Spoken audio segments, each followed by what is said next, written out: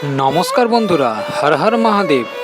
সবাইকে শ্রাবণ মাসের প্রীতি শুভেচ্ছা ও ভালোবাসা জানিয়ে আজকে যে বিষয়টি নিয়ে আলোচনা করব, শিবলিঙ্গের রহস্য ও ভগবান শিবকে কেন লিঙ্গ রূপে পুজো করা হয়।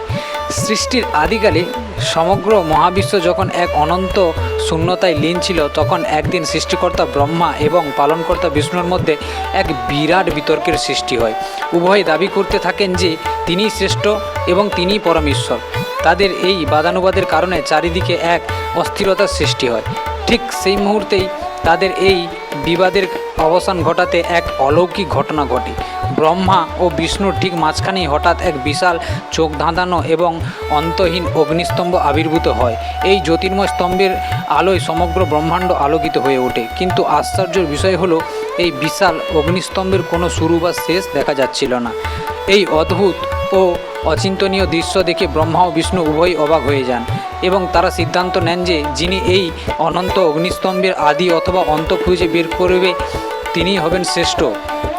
ভগবান ব্রহ্মা একটি শ্বেত হংসের রূপ ধারণ করে স্তম্ভের চূড়া খোঁজার জন্য দ্রুত ঊর্ধ্ব আকাশের দিকে উঠতে শুরু করেন। অন্যদিকে ভগবান বিষ্ণু এক বিশাল বরাহ বা শূকরের রূপ ধারণ করে মাটি খুঁড়ে পাতালের দিকে নামতে থাকেন স্তম্ভের মূল খোঁজার আশায়। এভাবে ঠিক কেটে যায় হাজার হাজার বছর। ভগবান বিষ্ণু পাতালের চরম গভীরে গিয়েও সেই অনন্ত স্তম্ভের কোনো শেষ খুঁজে পেলেন না।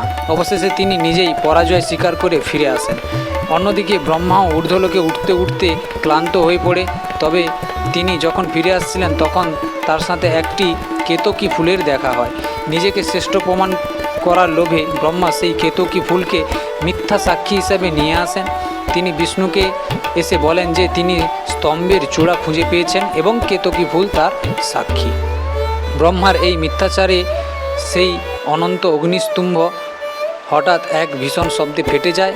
তার সেই জ্যোতির্ময় স্তম্ভের ভেতর থেকে ত্রিশূল হাতে ত্রিনয়নী বেরিয়ে আসেন স্বয়ং মহাদেব।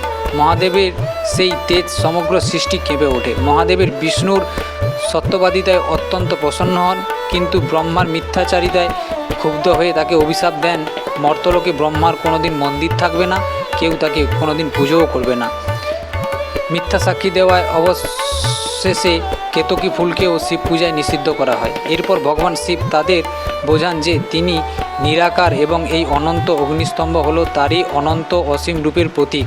লিঙ্গ শব্দের অর্থ হলো প্রতীক বা চিহ্ন। পরম ব্রহ্মের যে নিরাকার রূপের কোনো আদি বা অন্ত নেই, শিবলিঙ্গ হলো সেই অসীম শক্তিরই দৃশ্যমান প্রতীক। এরপর সেই প্রকাণ্ড অগ্নিস্তম্ভ একটি শান্ত প্রস্ফুর খোদাই করা শিবলিঙ্গে পরিণত হয়।